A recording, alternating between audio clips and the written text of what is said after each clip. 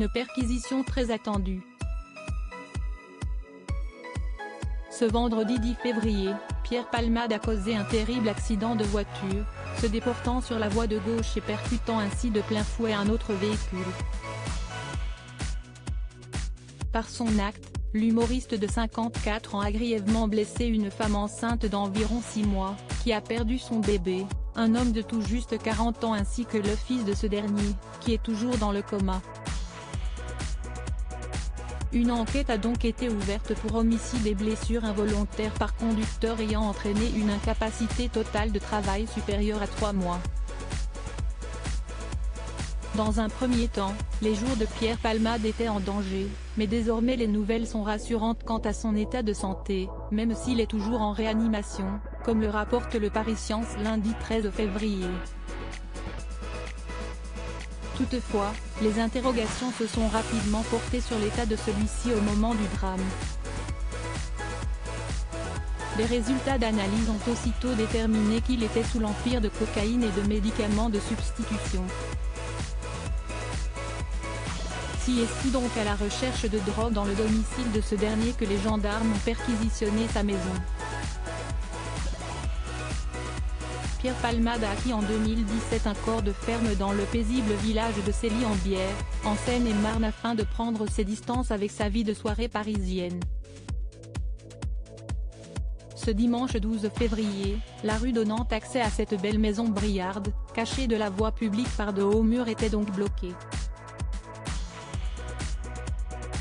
Durant plus de 3 heures, des policiers assistés de gendarmes, accompagnés d'un chien de la brigade des stupes, ont perquisitionné le domicile du comédien, rapporte Le Parisien.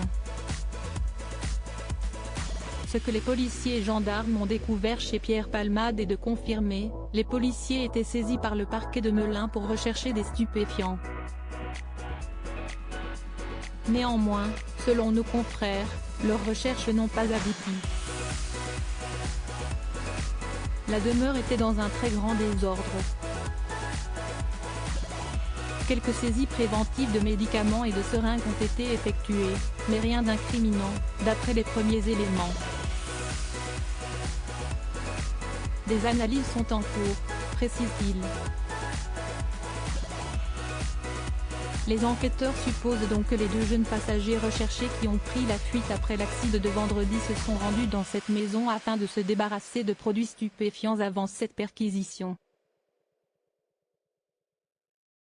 Si est en tout cas la piste explorée. D'autant qu'il l'aurait également embarqué avec le téléphone portable de Pierre Palmade, comme le révèle Le Parisien. Celui-ci n'était ni dans les effets personnels du comédien au moment de l'accident ni à son domicile lors de la perquisition. Ce qui va à l'encontre de la déposition de sa femme de ménage qui est intervenue samedi. Elle aurait alors retrouvé les lieux en désordre, avec des seringues éparpillées.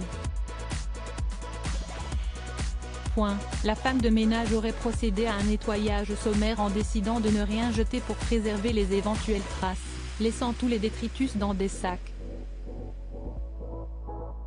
Surtout, elle affirme avoir vu le téléphone portable de l'humoriste dans la maison et même l'avoir laissé en évidence, dévoilent nos confrères. Les policiers et gendarmes ne sont toutefois pas repartis bredouilles de cette fouille.